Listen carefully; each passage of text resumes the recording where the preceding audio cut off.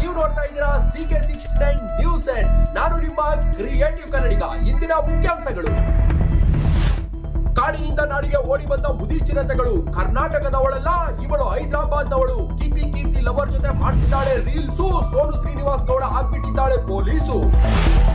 ಏನಂದ್ರೆ ವೀಕ್ಷಕರೇ, ಈ ನಡುವೆ ಚಿರತೆಗಳ ಹಾವಳಿ ತುಂಬಾನೇ ಜಾಸ್ತಿ ಆಗ್ಬಿಟ್ಟಿದೆ. ಆದ್ರೆ ಮೊನ್ನೆ ಇನ್ಸ್ಟಾಗ್ರಾಮ್ ಅಲ್ಲಿ ಅಪರೂಪವಾದ 2 ಮುದಿ ಚಿರತೆಗಳು ಪ್ರತ್ಯಕ್ಷ ಆಗಿದ್ವು.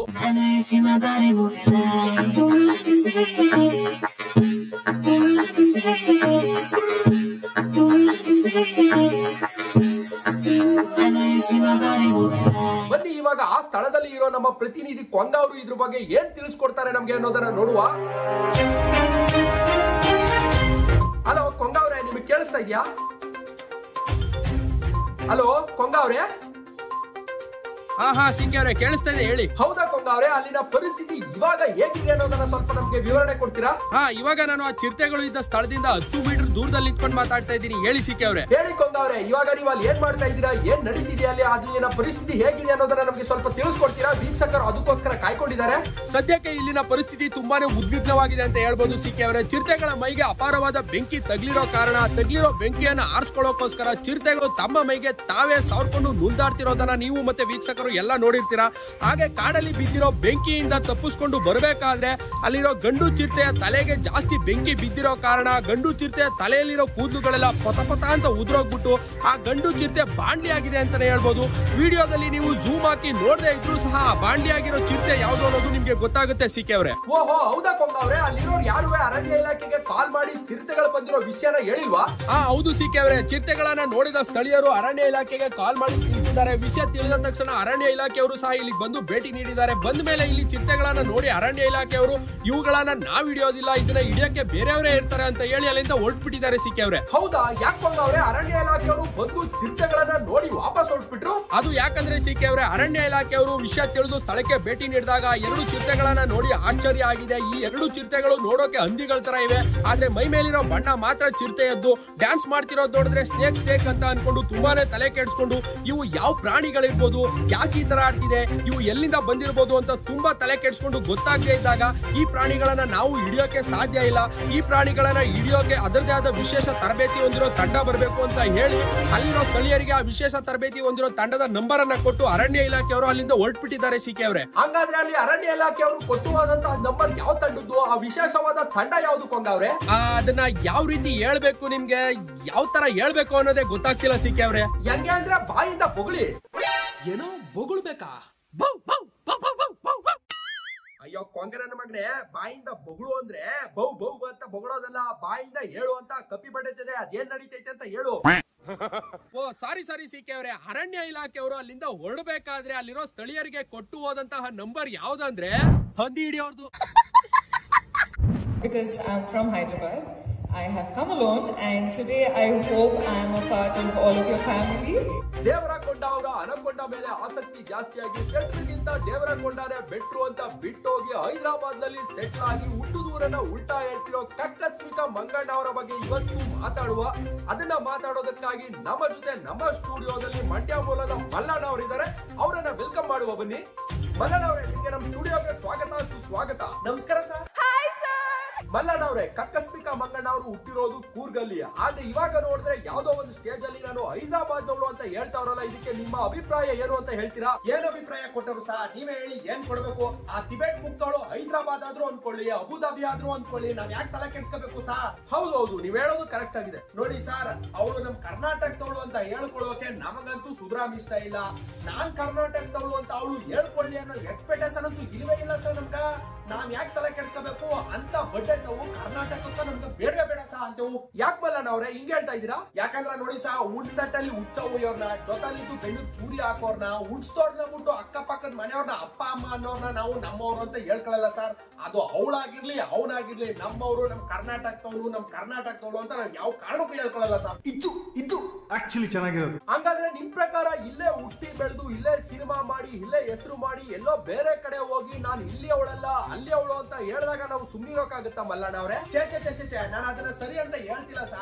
ಇವಾಗ ಆಕಾಶದಿಂದ ಭೂಮಿಗ ಮಳ ಹೋಯ್ತಾ ಊದ್ ಮಳ ನೀರ್ ಏನ್ ಮಾಡತ್ತ ಅಲ್ಲಿ ಇಲ್ಲಿ ಹರ್ಕೊಂಡ್ ಹೋಗಿ ಕಾವಲಿ ಕಟ್ಟ ಅಂತ ಸೇರ್ಕತ್ತ ಕಾವಲಿ ಕಟ್ಟಲ್ಲಿರೋ ನೀರ್ ಏನ್ ಮಾಡುದು ಪುನಃ ನದಿಗೆ ಹೋಗಿ ಸೇರ್ಕತ್ತ ನದಿ ನೀರು ಅಲ್ಲಿ ಇಲ್ಲಿ ಹರ್ಕೊ ಹೋಗಿ ಸುಮಾರು ನದಿಗಳಾಗಿ ಕೊನೆಗೆ ಸಮುದ್ರಕ್ಕೆ ಸೇರ್ಕತ್ತ ಸಮುದ್ರ ನೀರು ಏನ್ ಮಾಡುದು ಸಹ ಆವಿಯಾಗಿ ಪುನಃ ಆಕಾಶಕ್ಕೆ ಸೇರ್ಕೊಳ್ಳೇಬೇಕು ಹಂಗ ಅವ ಎಷ್ಟು ದೊಡ್ಡ ಮನಸ್ಸೇ ಆಗ್ಲಿ ಎಷ್ಟು ದೊಡ್ಡ ಮಾಡ್ತಾನೆ ಇರ್ಲಿ ಹುಟ್ಟಿದ ಊರ್ನ ಹುಟ್ಟಿಸಿದ ಅಪ್ಪ ಅಮ್ಮನ್ನ ಮಾತಾಡ ಭಾಷೆನ ಮರತ್ರ ಅವ ಯಾವತ್ತೂ ಉದ್ಧಾರ ಆಗಲ್ಲ ಸಾ ಕೊನಲ್ಲಿ ಬರ್ಲೇಬೇಕು.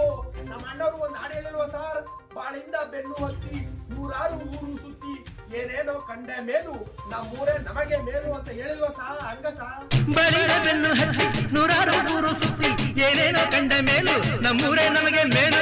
ಏನ್ ಗೊತ್ತಾ ಸಾ, ಕೊನೆದಾಗ ಒಂದ್ ಮಾತು ಹೇಳ್ತೀನಿ ಕೇಳಿಸ್ಕೊಳ್ಳಿ.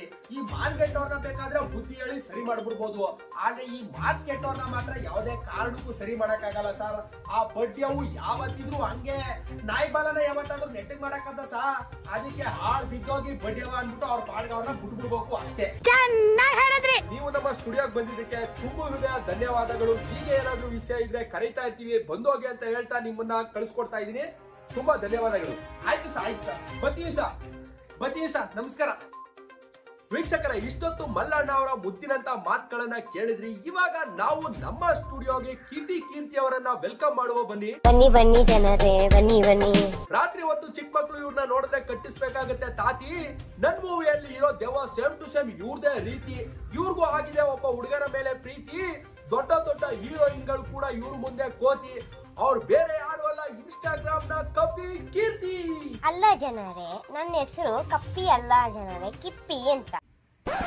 ಸಾರಿ, ಅದು ಕಪಿ ಕೀರ್ತಿ ಅಲ್ಲ, ಕಿಪಿ ಕೀರ್ತಿ. ಹಾಯ್ ಜನರೇ, ಎಲ್ಲರೂ ಹೇಗಿದ್ದೀರಾ? ಕಾಫಿ ಮತ್ತೆ ನಾಷ್ಟ ಎಲ್ಲ ಆಯ್ತಾ ಜನರೇ? ನಮ್ಮ ಮನೇಲಿ ಇರುವ ನಾಯಿ ಮರಿನ ತೋರಿಸ್ತೀನಿ. ಬನ್ನಿ ಜನರೇ, ಬನ್ನಿ. ಕಿಪಿ ಕೀರ್ತಿ ಅವರೇ, ನಿಮ್ ಮನೇಲಿರೋ ನಾಯಿನ ನೋಡೋಕ್ಕಿಂತ ಮುಂಚೆ ನಿಮ್ ಬಗ್ಗೆ ಒಬ್ಬ ನಿಮ್ಮ ಅಭಿಮಾನಿ ಲೈವ್ ಅಲ್ಲಿ ಏನೋ ಹೇಳ್ಬೇಕಂತ ಹೇಳ್ತಾವ್ರೆ, ಕೇಳಿಸ್ಕೊಳ್ಳಿ. ಹಾಯ್ ಕೆಪಿ, ನೀನು ಅಂದ್ರೆ ನಂಗೆ ತುಂಬಾನೇ ಇಷ್ಟ. ನಿಂಗೋಸ್ಕರ ಒಂದ್ ಕವನ ಹೇಳ್ತೀನಿ, ಪ್ಲೀಸ್ ಕೇಳಿಸ್ಕೊ. ನೀನೊಂದು ದೆವ್ವ, ನಿನ್ನ ಪ್ರೀತಿಲಿ ಬಿದ್ದು ಮಾಡ್ಕೊಂಡಿದೀನಿ ನಾನು ನೋವ. ನಿನ್ನ ನೋಡಿದ್ಮೇಲೆ ನೀನೇ ಸೊಸೆ ಅಂತ ಡಿಸೈಡ್ ಆಗ್ಬಿಟ್ಟೋಳೆ ನಮ್ಮವ್ವ. ನನ್ನ ಪ್ರೀತಿನ ಒಪ್ಕೊಂಡು ಕಿಪಿ ನೀನ್ ಮಾಡ್ತೀಯ ನನ್ನ ಲವ್ವ? ಅಯ್ಯೋ, ನನಗೆ ನೀನಂದ್ರೆ ಇಷ್ಟ ಇಲ್ಲ, ನಂಗೆ ಸುಮ್ಮನೆ ಕಾಡ್ಬೇಡ ಆಯ್ತಾ? ಅಯ್ಯೋ ಯಾಕೆ ಕಿಪಿ ಇಷ್ಟ ಆಗ್ಲಿಲ್ವಾ ಈ ಪಾಪಿ? ಬಾ, ಜಾತ್ರೆಯಲ್ಲಿ ಕೊಡಿಸ್ತೀನಿ ಒಂದ್ ಪಿಪಿ, ನಮ್ಮಿಬ್ಬರ ಜೋಡಿ ಓಪಿ. ಬರ್ಸ್ಕೋಬೇಡ ನೀನ್ ಬಿಪಿ, ಪ್ರೀತಿ ಬೇಡ, ಅಟ್ಲೀಸ್ಟ್ ಕೊಡ್ತೀಯ ಒಂದ್ ಪಪ್ಪಿ? ಒಂದು ಪಪ್ಪಿ ಕೊಡ್ಬೇಕಾ? ಪಪ್ಪಿ ನಾಯಿ ಮರಿ ಪಪ್ಪಿನ ಬೆಕ್ಕು ಮರಿ ಪಪ್ಪಿನ? ಅಯ್ಯೋ ಕಪಿ, ಸಾರಿ ಕಿಪಿ, ನಾನ್ ಕೇಳ್ತಿರೋದು ಮುತ್ತು. ನೀನ್ ಏನೇನೋ ಮಾತಾಡ್ತಿದ್ಯಲ್ಲ, ನಿನ್ಗೇನ್ ಕನ್ನಡ ಬರುತ್ತಾ? ಇವಾಗ ಯಾವ ಭಾಷೆಯಲ್ಲಿ ಮಾತಾಡ್ತಾರೋ ಶ್ರೀನಿವಾಸ್ ಅವ್ರೆ? ಯಾವ ಭಾಷೆಯಲ್ಲಿ ಮಾತಾಡ್ತಾ ಇದೀನಿ? ಇದು ಕನ್ನಡ ತಾನೆ? ನೀನೇ ಹುಚ್ಚು ತರ ಕ್ವಶನ್ ಕೇಳಿದ್ರೆ ಮಗನೇ ನೀನ್ ಇಲ್ಲಿ ಇರ್ಬೇಕಿತ್ತು, ನಿನ್ ಗೊತ್ತಾಗ್ತಿತ್ತು. ಹೆಂಗ್ ಬಾಯಿ ಬರೋದೆಲ್ಲ ಬೈತಿದ್ದೆ. ಓ ಕಿಪಿ ಕೀರ್ತಿ ಅವರೇ, ಸಮಾಧಾನ. ಯಾರೋ ಈ ನಿಮ್ಮ ಬ್ಯೂಟಿ, ಬೋಟಿ, ಕ್ಯೂಟಿ, ಕಾಟಿ, ಪೋಟಿ ಇವೆಲ್ಲ ನೋಡಿ ಆಗದೆ ಇರೋರು ಲೈವ್ ಅಲ್ಲಿ ಈ ತರ ಮಾತಾಡ್ಸಿರ್ಬೋದು. ತಲೆ ಕೆಡ್ಸ್ಕೊಳಕ್ ಹೋಗ್ಬಿಡಿ. ಇವಾಗ ನೀವು ಒಂದ್ ಹುಡುಗನ ಲವ್ ಮಾಡ್ತಿದೀನಿ ಅಂದ್ರಲ್ಲ, ಆ ಹುಡುಗನ ಬಗ್ಗೆ ಏನಾದ್ರು ಹೇಳೋದಿದ್ರೆ ಹೇಳಿ, ನಾವು ಕೇಳಿಸ್ಕೊತೀವಿ. ವೀಕ್ಷಕರು ಕಾತರದಿಂದ ಕಾಯ್ತವ್ರೆ. ಯಾವ ಬೋಳಿ ಮಗ ಹೇಳ್ದ? ಅವನು ತುಂಬಾ ಒಳ್ಳೆ ಹುಡುಗಾನೆ. ಹೌದಾ? ಕಿಪ್ಪಿ, ನಿನ್ಗೆ ಯಾರು ಇಲ್ಲ ಅಂತ ಅನ್ಕೋಬೇಡ, ನಿನಗ್ ನಾನಿದ್ದೀನಿ. ಯಾರು ಬಿಟ್ಟೋದ್ರೇನು ಲೈಫ್ ಲಾಂಗ್ ನಾನು ನಿನ್ ಜೊತೆ ಇರ್ತೀನಿ, ಸಪೋರ್ಟ್ ಮಾಡ್ತೀನಿ. ನೀನ್ ಅಳ್ಬೇಡ, ನೀನ್ ಅಳೋದಂದ್ರೆ ನಮಗೂ ಆಗಲ್ಲ. ನೋಡಕ್ ಒಂಥರ ಪಾಪು ತರ ಕಾಣಿಸ್ತೀಯ. ಅವನು ಸ್ಟಾರ್ಟಿಂಗ್ ಇಂದ ನಂಗೆ ತುಂಬಾ ಸಪೋರ್ಟ್ ಮಾಡ್ತಾನೆ. ಇಲ್ಲಿ ತನಕ ನನಗೆ ಏನೇ ಪ್ರಾಬ್ಲಮ್ ಆದ್ರೂ ಆ ವ್ಯಕ್ತಿ ನನ್ನ ಹತ್ರ ಸಪೋರ್ಟಿವ್ ಆಗಿದ್ದಾನೆ. ಅಂತ ಹುಡುಗನ ಪಡೆಯಕ್ ನಾನು ಪುಣ್ಯ ಮಾಡಿದೀನಿ. ಓಹೋ, ಸಾಕು ಕಪಿ ಅವರೇ ನಿಲ್ಸಿ. ಸಾರಿ ಕಿಪಿ ಅವರೇ ನಿಲ್ಸಿ, ಸಾಕು. ನೀವಿಂಗೆ ನಿಮ್ಮ ಮುತ್ತನ ಹೊಗಳೋದ್ ನೋಡ್ತಿದ್ರೆ ಏನಿಲ್ಲ. ಆಮೇಲೆ ಗುಡುಗು ಮಳೆಯು ಸೇರಿದವು, ದಗೆಯನ್ನು ತಂಪು ಮಾಡಿದವು. ಕಿಪಿಯು ಮಾಡಿತು ತುಂಟತನ, ಮುತ್ತು ಮಾಡಿತು ಮೂರ್ಖತನ. ಕಿಪಿಗೂ ಮುತ್ತುಗೂ ನೆಂಟತನ, ಹುಟ್ಟೋ ಮಗುಗೆ ಏನ್ ಹೆಸರಿಡೋಣ ಅಂತ ಎಲ್ರೂ ಕೂತ್ಕೊಂಡು ಯೋಚನೆ ಮಾಡ್ಬೇಕಾಗತ್ತೆ. ಅಷ್ಟು ಯೋಚನೆ ಮಾಡೋಕೆ ನಮ್ಗೆ ಸಮಯ ಇಲ್ಲ.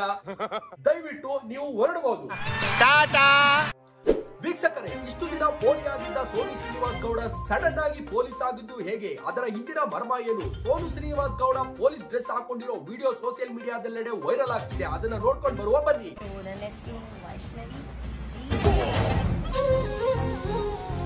ನೋಡಿದ್ರಲ್ಲ ಅಷ್ಟಲ್ಲ, ಇಷ್ಟು ದಿನ ಪೋಲಿ ಆಗಿದ್ದ ಸೋನು ಪೊಲೀಸ್ ಆಗೋದಲ್ಲದೆ ಸಾಂಬವಿ ಅನ್ನೋ ಹೆಸರನ್ನ ವೈಷ್ಣವಿ ಅಂತ ಚೇಂಜ್ ಮಾಡ್ಕೊಂಡಿದ್ದಾರೆ. ಹಾಗಾದ್ರೆ ಇವರು ತನಿಖೆ ಮಾಡ್ತಿರೋದು ಯಾವ್ದ್ರ ಬಗ್ಗೆ? ಲೈವ್ ಅಲ್ಲಿ ಬಿಚ್ಕೊಂಡು ನಿಂತಿದ್ದಾಗ ಬಿಟ್ಟೋದ ಅರುಣ್ ಆರ್ ಯು ದೇರ್ ಬಗ್ಗೆನಾ, ಅಥವಾ ಟ್ರೋಲ್ ಪೇಜ್ಗಳು ಇವರನ್ನ ಟ್ರೋಲ್ ಮಾಡ್ತಿರೋದಕ್ಕೆ ಅವರನ್ನ ಅರೆಸ್ಟ್ ಗುರು ಅವಳು ಪೊಲೀಸ್ ಅಲ್ಲ, PM ಆದ್ರೂ ಸಹ ಟ್ರೋಲರ್ಸ್ ಏನ್ ಶಾವ್ಗೇನು ಕಿತ್ಕೊಳಕ್ಕಾಗಲ್ಲ.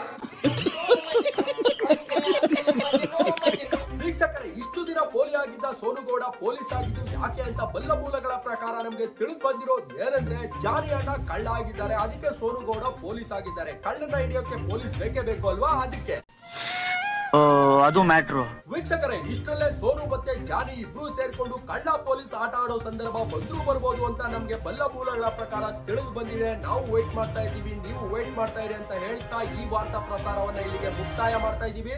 ಶುಭರಾತ್ರಿ.